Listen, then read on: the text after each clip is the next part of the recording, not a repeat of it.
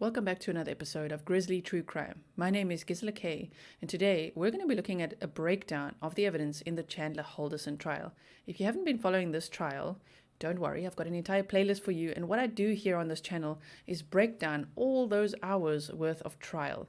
6 days of the trial have already happened, so that's 40 plus, probably 48 hours worth of trial footage that's available for you to watch if you want to.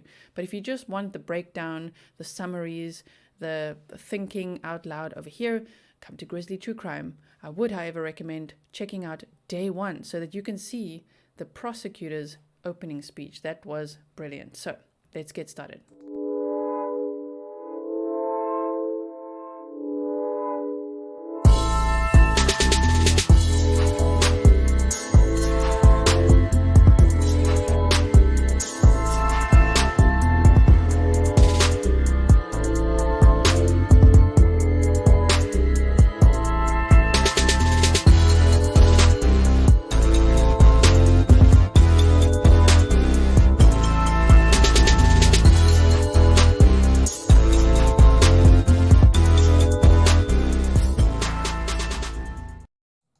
Thank you so much for joining me here today. If you are new here, then I hope that at some point during this video, you'll consider subscribing and becoming one of us, the Grizzlies. And if you are already a Grizzly, then welcome back. It's always nice to see you.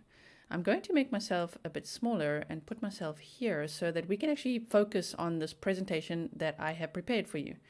So let's get started with that.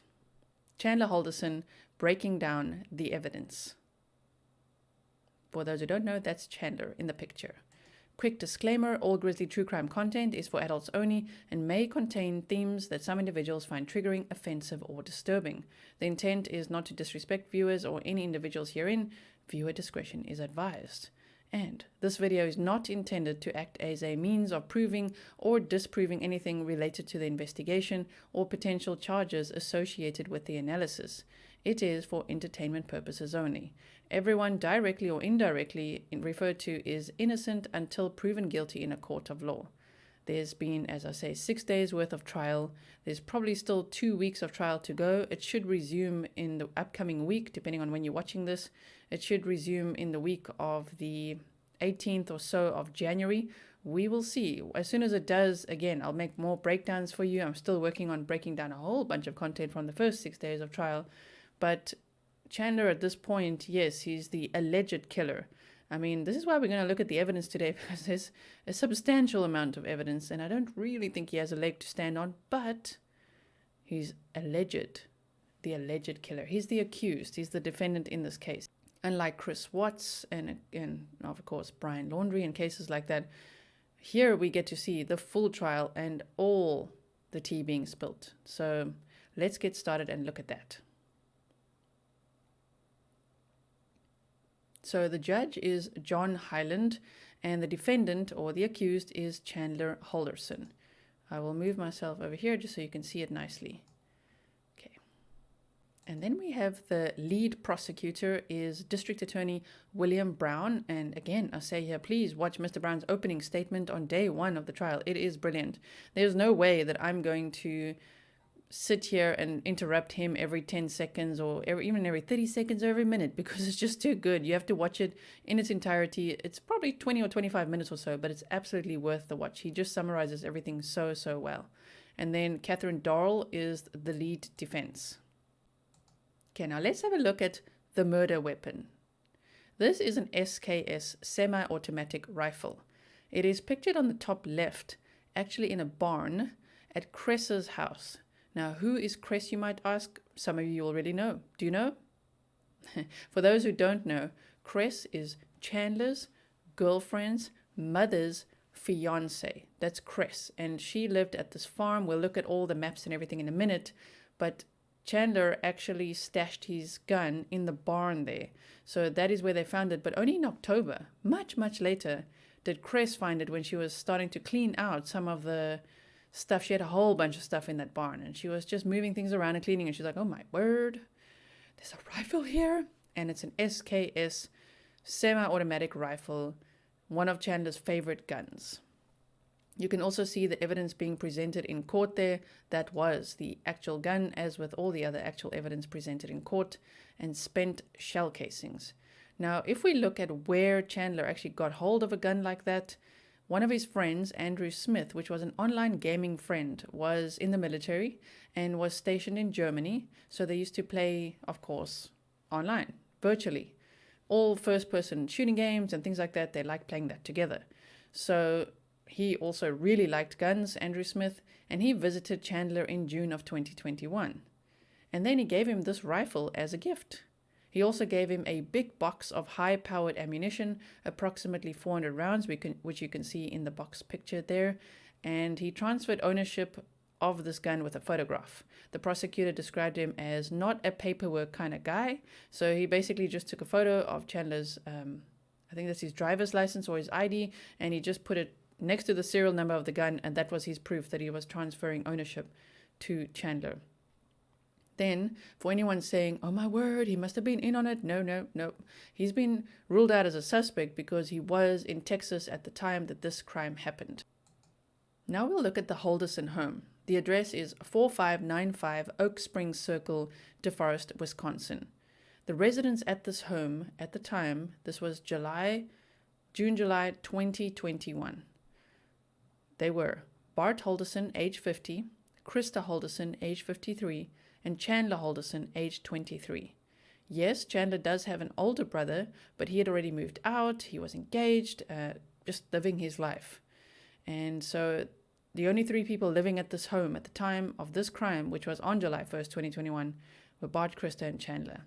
So here you can see a picture of the home, and on this other side, this side, you can see a picture of the back of the house.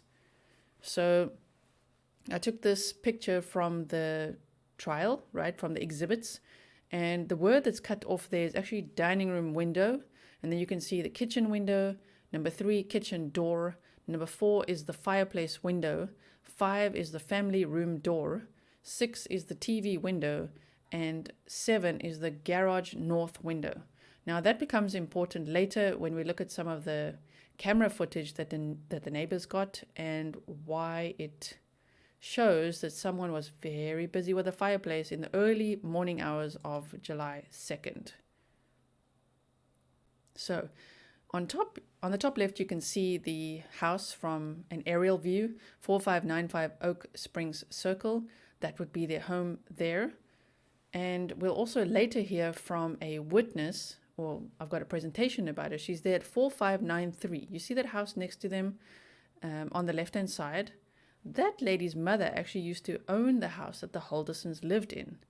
And she bought that house in 1982, I believe, and lived there for many years.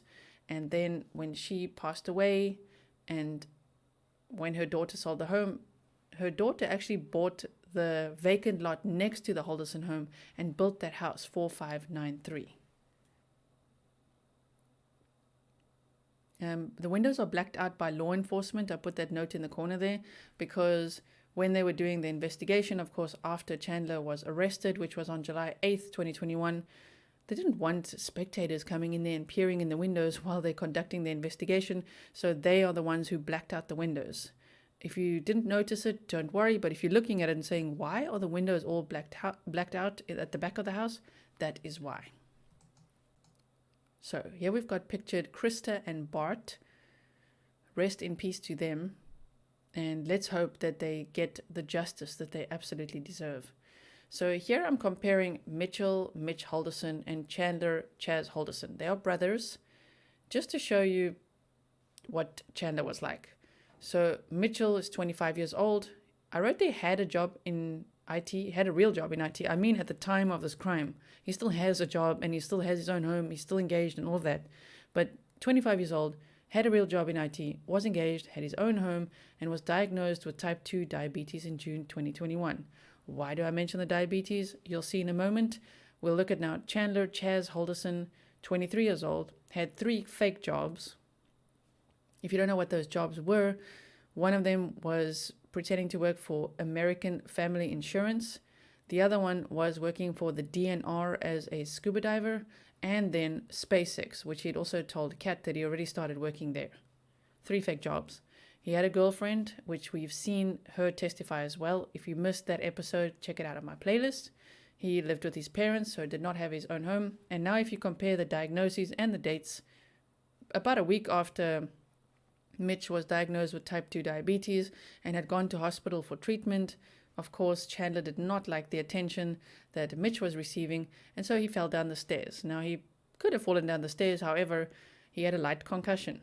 But he took that diagnosis and ran with it. He said, so he diagnosed himself with a severe concussion, permanent nerve damage, and a whole bunch more.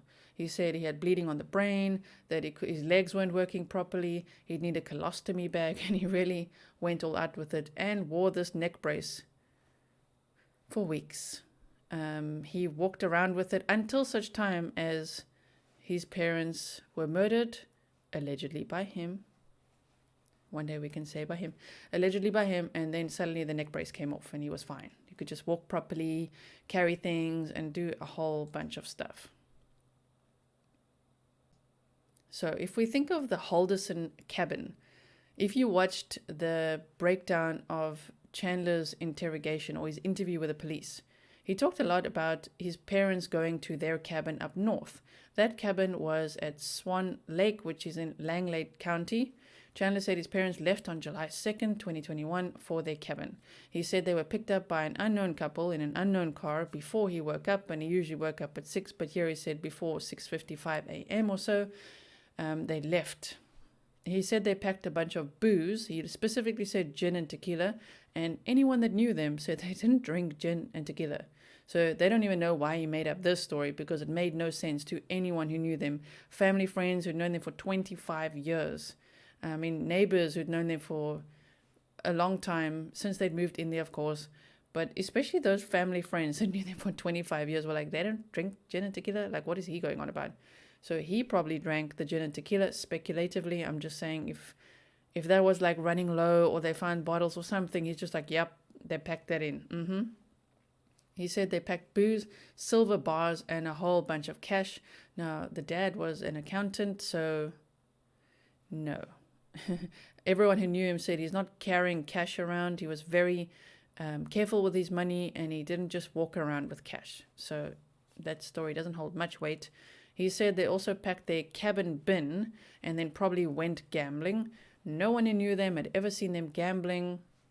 That's not what Krista and Bart did, not for fun. Not any time did anyone see them do that. Not Bart's brother either, Brett, who was also on the stand. And his reasons for their departure included a plumbing emergency, a trip for the 4th of July weekend with unknown friends. He just came up with a whole bunch of stuff for why they went to this cabin. And his story really didn't make sense.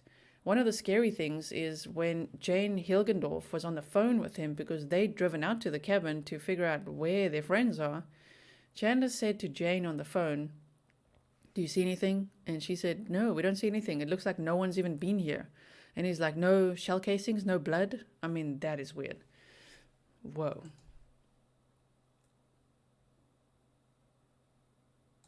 Now, on July 1st, 2021, Bart had scheduled a meeting with MATC with Chandler at 3 p.m., the college that Chandler said he was studying renewable energy at.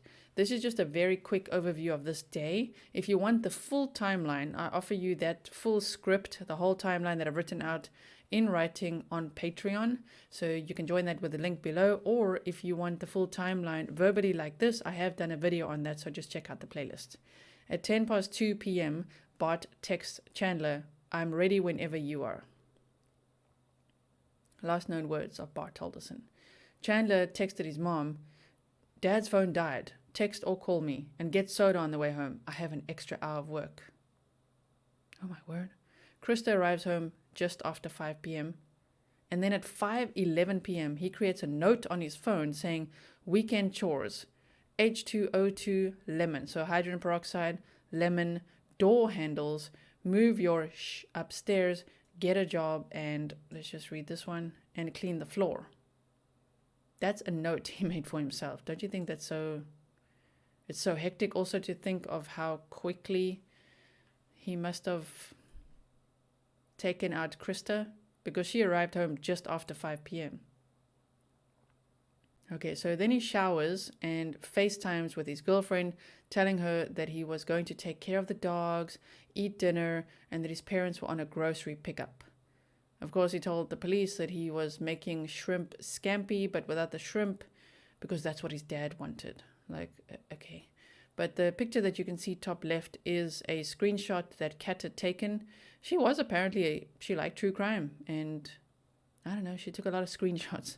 I find the screenshot taking very interesting, and I do wonder if she had always taken screenshots, or if she just started thinking, oh my word, this guy lies a lot. Like, let me take some screenshots to see what's happening and when. But she took that screenshot, so that is a picture of him allegedly after the murders, which is quite scary to see. At 6:30 p.m., he texts her, "Baby, I need you," and then tells her he's going to bed. In fact, he heads out to a gas station to buy ice, you can see without the neck brace. And CCTV footage shows him there at 8:22 p.m. on July 1st, 2021. He leaves at 8:24 p.m. and heads back home.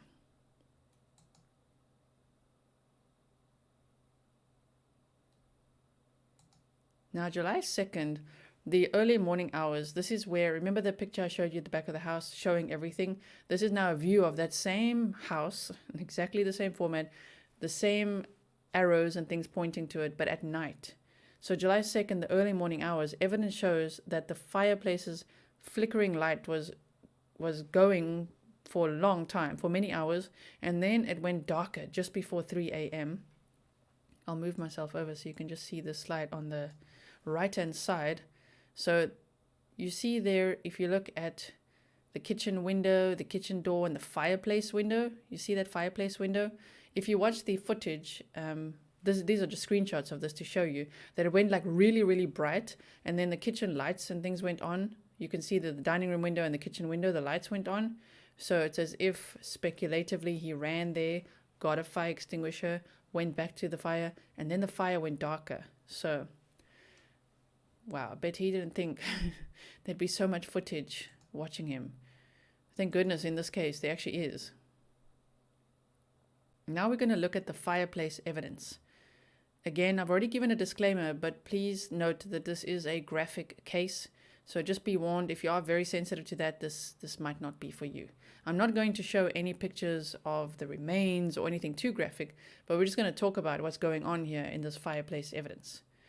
So what you can see underlined here says human bone, right, was found in this fireplace, an old newspaper, and then I'll move myself. I want you to be able to read everything. A charred log, 2 fresh logs, ash with evidence, and a greasy residue. So if you look at this picture up here, right where I'm pointing up here, it's a different color. You can see the grate of this fireplace is a different color on the right-hand side, and they said that it was from a greasy substance. So if you look at the circled part, that human bone was actually from a skull. So if you didn't know this yet, this graphic information, Chandler Halderson put his parents' heads in the fireplace and then got rid of as much evidence as possible. What I find strange is how there's this boned piece of wood in the middle and a piece of bone on top of it. Like, was he rushing to do this? Or, you know, I would doubt that this was intentional to leave it this way. Very odd. But there was some ash at the bottom as well, and there was a piece of fresh, it's an old newspaper because they actually said the date. Can't remember exactly, but it was an oldish newspaper just with some advertising, as you can see there, that he crumpled up and put there. But I think he was trying to make it look like new, which it really just cannot. Not in the state that this fireplace was in. So this is more evidence collected from the fireplace. I'm not too sure if the top left picture, let me know what you think that is. To me, it looks like it could be a tooth or something. We've got some more bone fragments over here. You can see all the pictures of the bone fragments on this side of me over here as well. And then you can see his working gloves. So I'm sorry, I'm just going all around. I'm sure you're also looking at all these pictures. I'm just looking, it's all evidence from the fireplace. So at the center top picture, that would be the charred wood in the middle and then the piece of skull on top. On the right hand side, they just said when they cleared that away a bit, that's like the ash and what's left under there. And then in the center picture, that is actually how luminol lit up when they put it there. And you can see that the blood spatter is a dripping pattern. So Chandler had covered the couches in sheets, which family friends, the Hilgendorf specifically, the 2 daughters came over, the mom and dad, and they found that very strange. He told his girlfriend that it was a couch fort, and they slept there on Friday, July 2nd, 2021, when she came over. She was so excited to see him because he had told her that he had been grounded for about 2 weeks.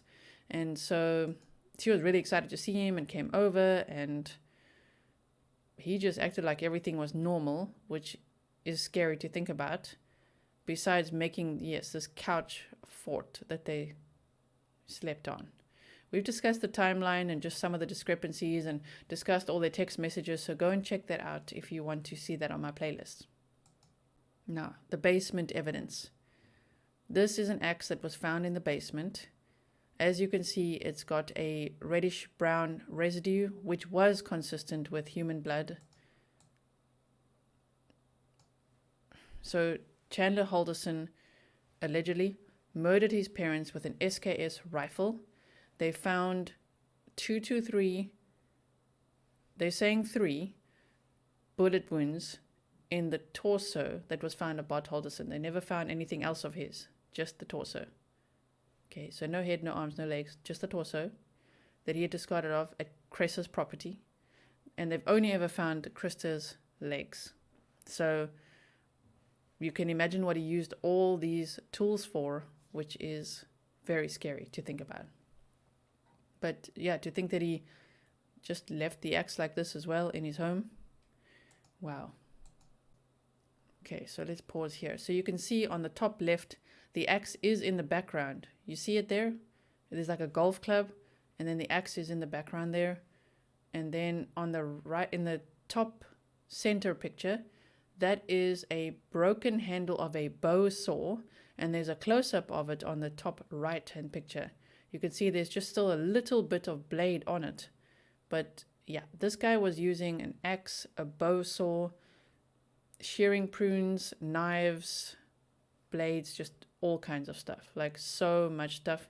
You can see here as well where I'm at.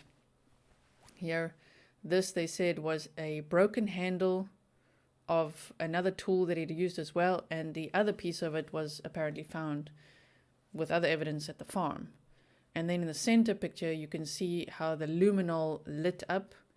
Some was found to be that it could be, some of this that they swabbed didn't have blood evidence, but some did. They said several didn't, but many spots did have a positive test for human blood. So that is scary to think about, which means speculatively, he very likely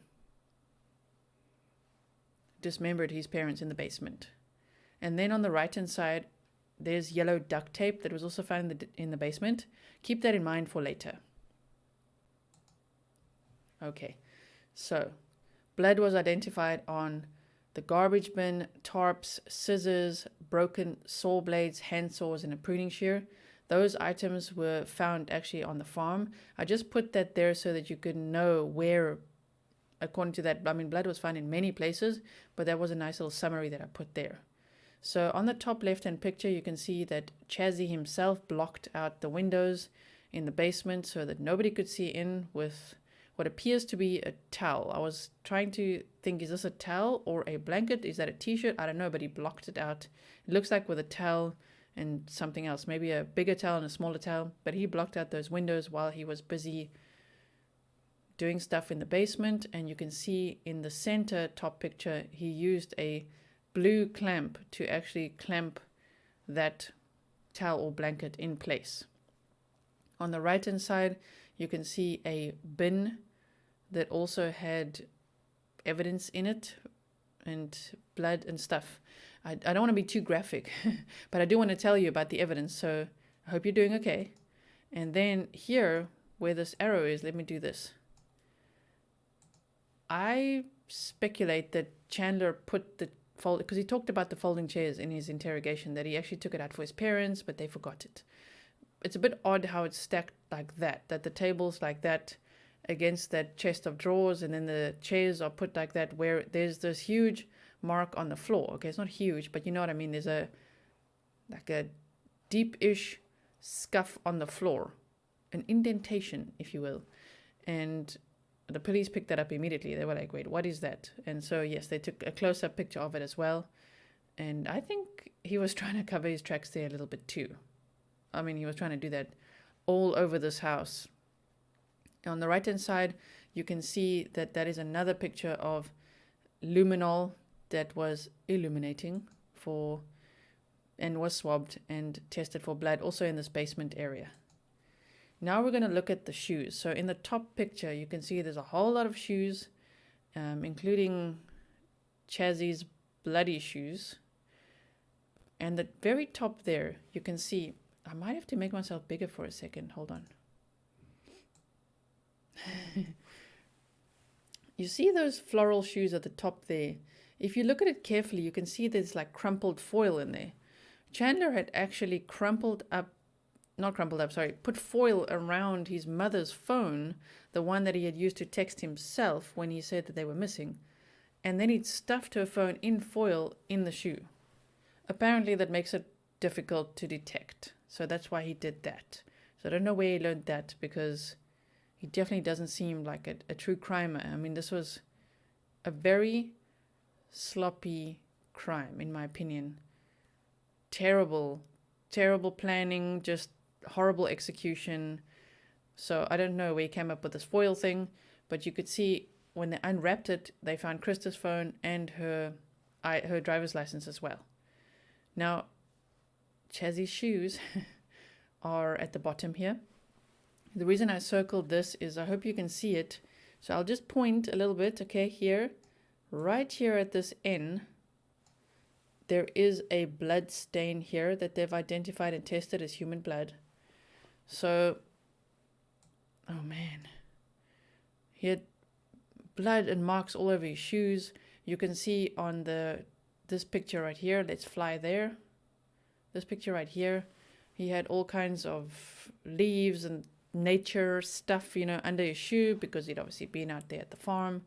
And there was also a blood stain in the circle on the right-hand picture there. Yeah, those shoes of Krista's were also stuffed under the rack, way to the back. Okay, so here are more pictures of the basement. So, just so that you can get a good view of it, you can also see the freezer. There were two chest freezers. One was a tall one and one was this sort of shorter one, and it's very odd that this smaller one was completely cleaned out and open, empty, what the heck, and misplaced. They said it was very strange to see that sort of baker's rack at the back full of supplies. I also noticed, we'll see in another picture, that there were a lot of Swiffer pads and boxes and things on that shelf. So I don't know why he so badly needed Cat's Swiffer. I would only assume it's because it's a Swiffer wet jet, and maybe he didn't have the wet jet at his house. I don't know. Or maybe he broke his mom's Swiffer. And then you can see two bins there as well in the garage, one of which ended up at the farm. We'll get to that. And just a general view of the basement. You can see the freezer, you can see the floors, and yeah, he had quite a bit of space to work with and tried his level best to clean up all of this. But of course, there was evidence everywhere. Now, if we look at the top left picture, that is actually from the ammunition from the SKS rifle. It's like, man, I don't know the term yet. I'm not a gun person. I don't have much gun knowledge. And I can't remember that term now, but it's like from the shell casing, from the bullet. I want to say shrapnel. I don't know if that's what it is. It's a little piece of metal, right? And on the right of it, you can see those are spent shell casings. Now, if you look to the right of that, do you see that? I mean, this. Chazzy was being a little hamster and freaking hiding his magazines in the insulation. okay, the police saw it immediately. Like, there's something hiding there. And they took all the insulation out. And yes, they found these. This is what they found. 2 triangular vape mouthpieces, which is here behind me. You can see it right here. 2 triangular vape mouthpieces and 3 20-round polymer magazines. So 2 of those magazines had all 20 rounds in it. And one of the magazines had 15 rounds in it. So in that magazine, even though he had a box with 400 bullets, he could have, if he was going to stash this away, and I'm not trying to teach anything criminal, I'm just saying it just shows his lack of intelligence here, because he could have just filled up all the magazines and put them there so that nothing's spent, but he literally had 3 magazines, 2 with 20 and 1 with 15, so there were 5 bullets missing from the 1 magazine. And we already know that Bart had been shot in the back and closer to the neck from behind at least 3 times. So that would mean allegedly and speculatively, possibly 2 bullets were used on Krista. So you can see there they marked the evidence there as well. They were looking at the bleach type of pattern, the cleaning pattern, and any marks for any sign of human blood and things like that. And then the Swiffer, I was referring to all the Swiffer stuff here. Krista was very organized, so was Bart, and they had a lot of supplies. So I don't know why Chandler specifically needed his girlfriend to bring him hydrogen peroxide and a Swiffer wet jet. Okay, so if we look here where they marked D and E, they were also just looking at the flooring, and they also said there was a safe there. And if you look at the safe where it's marked C, you can see 2 little dots. Those dots were, in the end, human blood. So I don't know. We can't say I don't know what Chandler was doing in this basement. We know, speculatively, but it seemed like a lot of hectic activity because there was so much evidence everywhere. It's scary to think about. And then in the top right, you can see the floor is just a little bit like off color-ish, kind of whitish in one patch. They also noticed that and like, whoa, this floor has been cleaned a lot here. And if you look at this, on this side of me here, so this is like a before and after. What they did there was remove all that wood paneling to get to these little windows like this, because that silver pipe is actually what leads from the fireplace.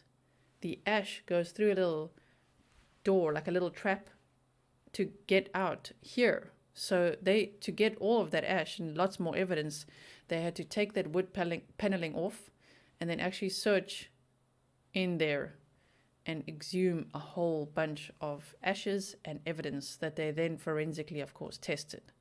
And then on the right-hand side is just a view of the basement, which you can see is highly organized. Look how many of these storage containers they had, and now everything was just pristine. Okay. So here again, I'm showing you a bigger picture of that floor because you can just see very clean, whitish. He probably used bleach on some of this because bleach also makes luminol light up. So the fact that some areas lit up was swabbed and found to not be blood, bleach can do that. So it was a bit of a mixture of sometimes it was bleach and sometimes it was blood. Here, you know what happened. You were there when it happened. You can see at the bottom as well is another picture of the luminol. Top right is a picture of the vacuum cleaner. I mean, whoa, look at that vacuum cleaner. Not only is it all scratched up, and we don't know if it was scratched up before or not, but what you can see there and why they marked it is the 2 spots of blood. Do you see it? Okay. And then this picture is just again of the freezer. And of course, that's not an actual picture of the Swiffer, but that is what he asked his girlfriend to bring, a Swiffer wet jet. That's what a Swiffer wet jet looks like, for anyone who didn't know. So rope found around Bart Halderson's torso matched the rope found at the house. You can see here above me, the rope that's the cut end. They could see that had been cut in some way. And I don't even want to go into the graphic details of why rope would be found around the torso. all we can imagine is that he needed to move it around. So, and they marked this little bin here as well, this little basket for potential evidence as well. On this side. Oh, they've tested everything in that house. There is so much evidence stacked against him. Now on Friday, July 2nd at 7:21 a.m., very early, Chandler goes to Fleet Farm at 4630 Delmore Road, DeForest in Wisconsin, right? This is 3 miles away from home. Quick drive.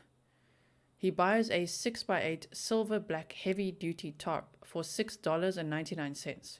So the CCTV footage actually sees him, you know, it shows him walking around the aisles and, oh man, kind of looking at what to buy and what would be most useful to him at the time. And yes, he bought this tarp. This tarp is later found in the woods in a bin at Cress's farm in proximity to Bart's remains. So now we know what he did with the tarp. Evidence found at Cress's farm. That's why I didn't go in detail about the tarp now because we're going to go in more detail now. Evidence found at Cress's farm. Remember who Cress is, okay? It's Chandler's girlfriend's mother's fiance. She lives at this farm at Earlwyn Road, Cottage Grove, with her 94-year-old father and her brother Mike, and then Dulce came over, that's her girlfriend, Kat's mother, came over quite a lot as well because her dad needed a lot of care, as did her brother, who was wheelchair bound, or he is wheelchair bound. So now if we look at that oil drum that's found on the property, it's an old rusty oil drum that Cress says she just hadn't taken out yet, and Chandler used that to stash a whole bunch of his dismemberment tools in. Scissors, saws, shearing prunes, and all sorts of things. He did that on July 5th, because on July 4th, himself and his girlfriend went over there because he had told her that his parents had gone away to this cabin for the weekend. So she said, well, why don't we go to the farm and spend time with my mother and Cress and her family for the 4th of July weekend. He said, great. They went there on the Sunday, and then he was walking around a little bit because, you know, his legs weren't working, walking around a little bit with Kat on the property. They went to the chicken coop, and then he was discussing with her how far back the property goes. And then he said to Cress, could I maybe come by and swim? You can see that's the pool he washed himself off in after, which we'll get to now. He said, can I maybe come by and swim sometime? It'll really help me out with all these, you know, concussion injuries. She said, yeah, sure, anytime. And then he showed up the next day, the next afternoon by himself. He had never been out there by himself before. He asked if he could swim. Cress and Dulce said, of course. And then instead of going for a swim, they didn't know where he went. But the next minute they saw that his truck was parked. Oh, I'm going off screen. Somewhere out here. He'd put the tools in that oil drum, which is around here. And then he had that whole bin in the back of the car with his father's torso in the tarp, in the bin. Took the bin out of the car and wheeled that into the woods, which is so scary to think about.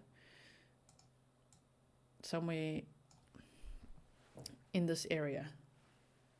And they were looking for him, like, where is he?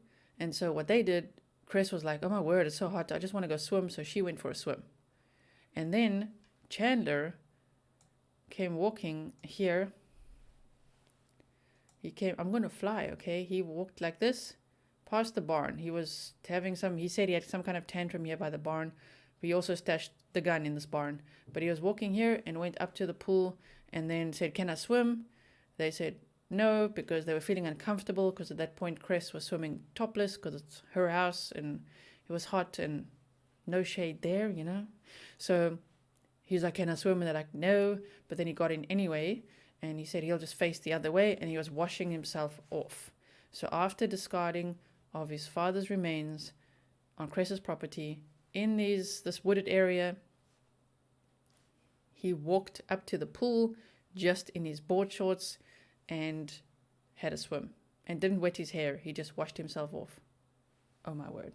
So these are the police officer in court said bolt cutters.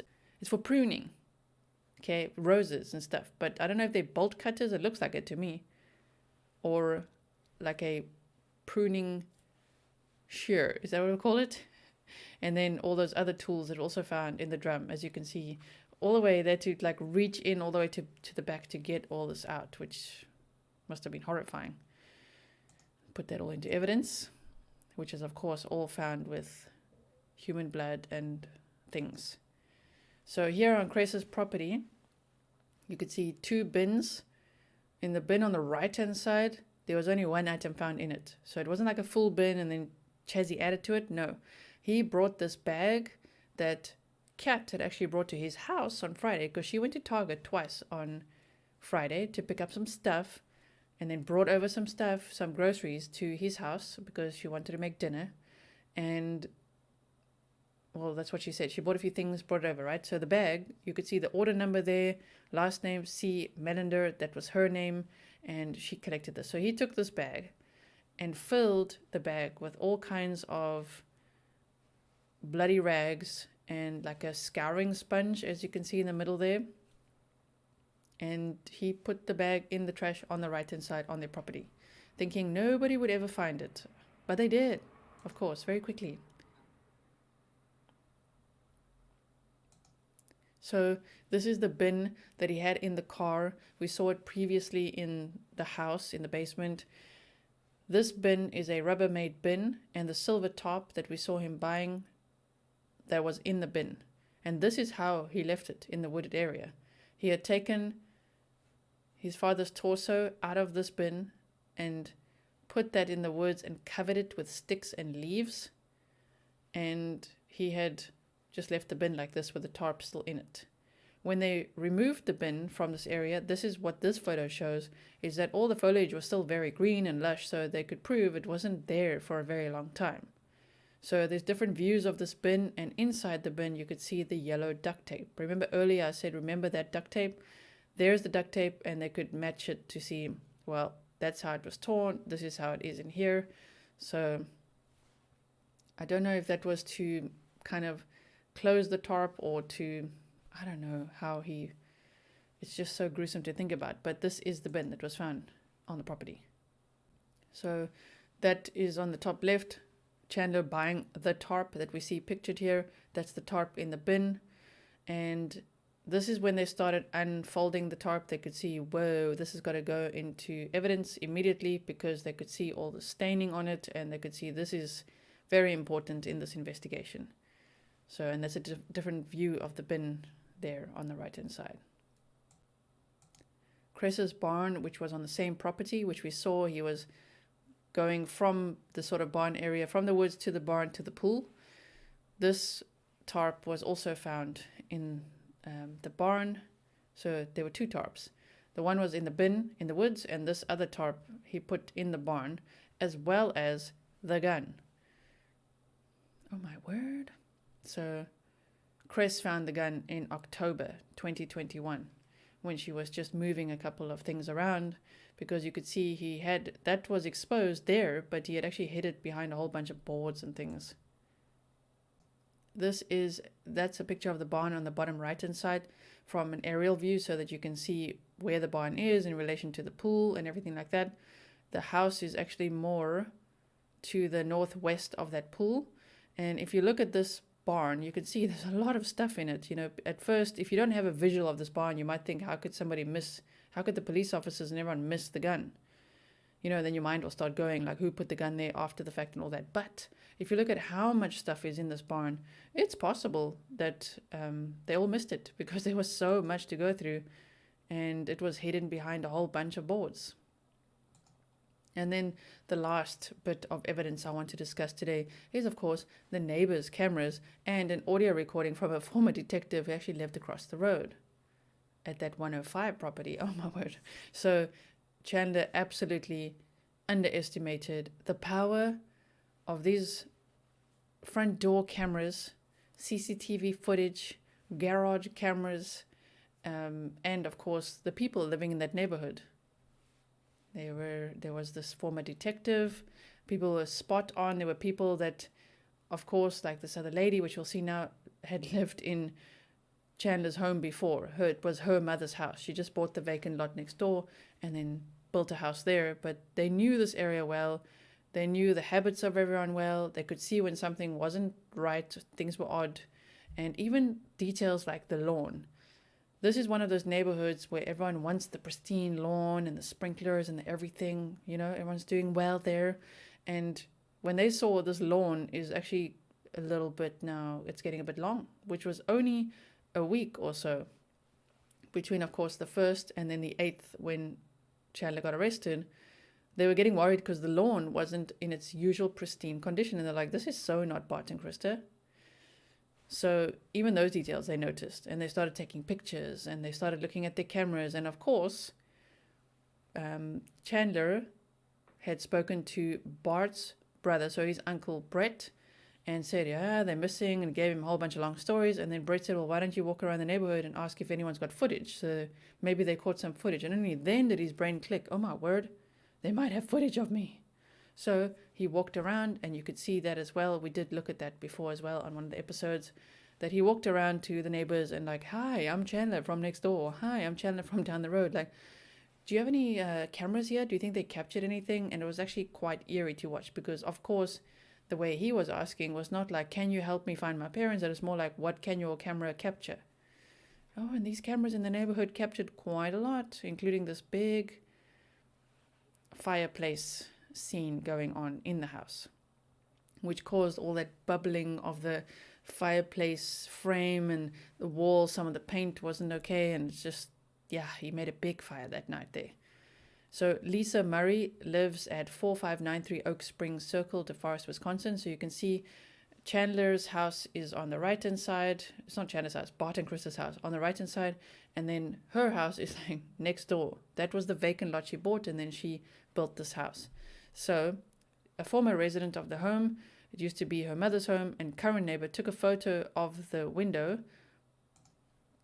Make myself smaller. Tiny over here in the corner. She took a photo of the window by the garage because she had not seen it open in 5 years. And she said it was a difficult window to access, and she thought it was really odd. So she was also testifying in court because they were like, why did you take this picture? She's like, that's just weird. So she knew something's going on in the garage because she'd never seen that window open. So yes, Chandler absolutely underestimated everyone in this neighborhood because they were all watching.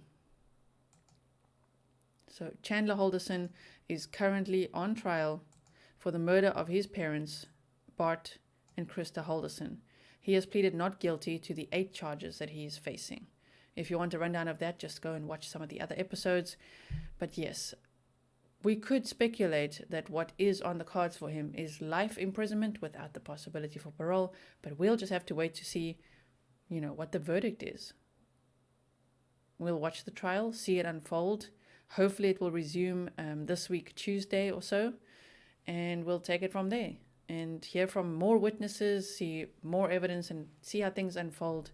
And then hopefully we could all watch the verdict and the sentencing together. Thank you so much for watching. I really appreciate you being here. I hope that you enjoyed today's episode. If you did, remember to give it a thumbs up and leave your comments below. I'd love to hear your thoughts. Just please keep it grizzly, which means keep it classy, because this, of course, I'm not inviting gruesome comments. That will just be automatically blocked or deleted. Please don't be gruesome or disrespectful to the victims. I just wanted to show you a breakdown of the evidence because it was across multiple days in the trial, long hours of opening boxes and putting on gloves and going through things and talking to lots of people. So I wanted to offer you this in a more concise episode. I hope you enjoyed it, and I will see you in the next one.